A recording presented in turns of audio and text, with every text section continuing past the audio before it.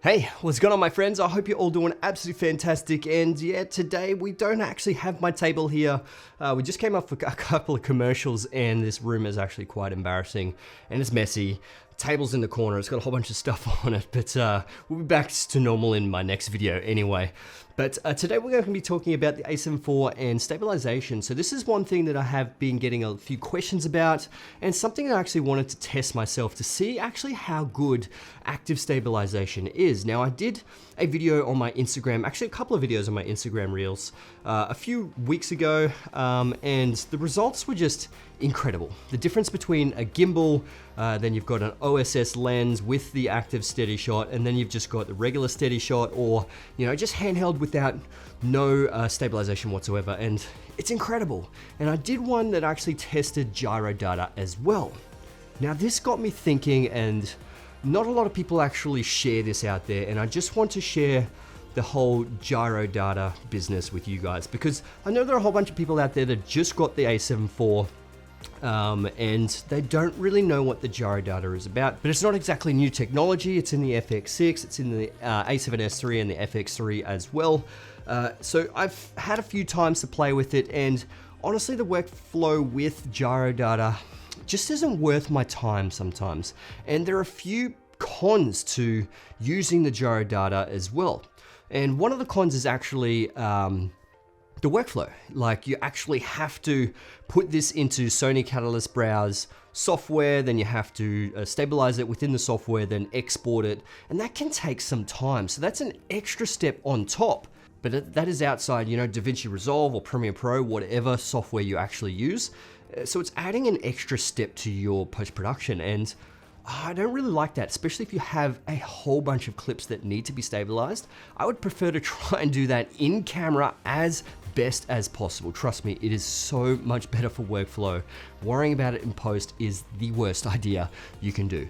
But when it comes to the gyro data as well, is you actually have to crank the shutter speed. Now, I didn't think this was the case because I thought it was using a lot of the sensor data and kind of like preempting where the sensor had moved and then applying to it in post, and it should be perfectly fine without shutter speed. But shutter speed makes a big difference, mainly for the fact that if you're trying to stabilize two images together that are actually have motion blur, and it finds it really hard to stabilize, and that is the case that I've found with the footage that I have gotten.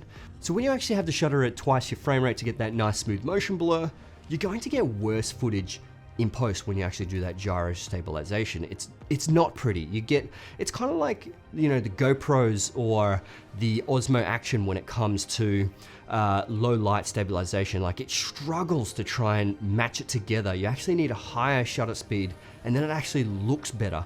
But the cons of having a higher shutter speed is that it's going to look sharper, and you're not going to have natural motion blur. So if you do want nice natural motion blur for cars driving past or if someone's running, you're going to get a really jagged, sharp looking image, and that's not what a lot of people like, and it doesn't look natural to our eye.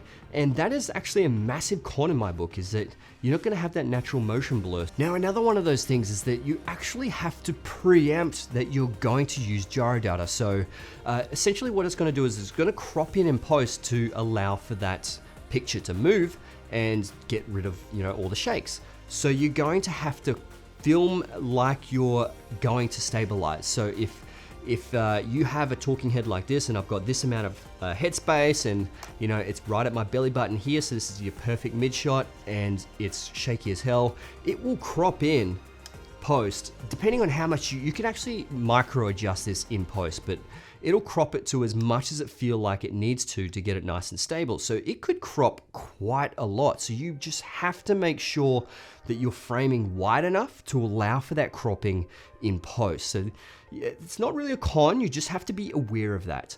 For the gyro data to actually work, it actually needs to have the IBIS and OSS turned off in camera as well. So it has to have zero stabilization. I mean, you can have it on a gimbal, that's perfectly fine, and use gyro data, and that's gonna be incredible results. But if you just got handheld, you have to turn everything off, and it's gonna be shaky as hell. So you just have to make sure you're still trying to hold it as steady as possible, and then you're going to get the best results.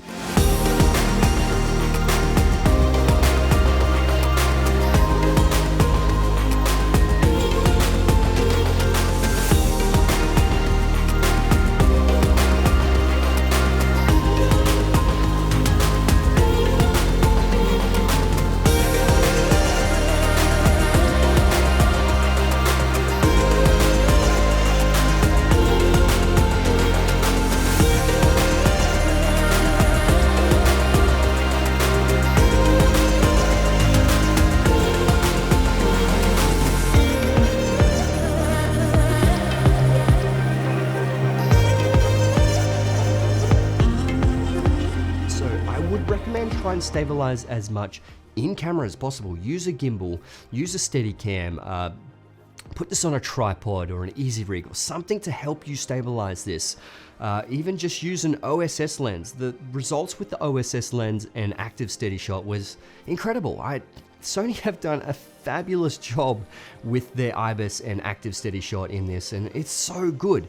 But there is one thing that I actually saw, and that's when you're walking in a straight line, trying to keep something framed in the center, you can really see it fighting against you a little bit. So you're holding it steady, it's really steady, and then it kicks off to the side, and kicks back this way, and kicks that way. It's very slight movements, but you can actually notice it. But if you're panning left and right or trucking left and right, you're not going to be noticing too much of that. It's only when you're trying to do like a static hold, you'll see it kick a little bit. But you know, honestly, it's better workflow and process than gyro data in my opinion. But like I said, if you really want stable footage, get a gimbal. You're gonna have zero issues with a gimbal.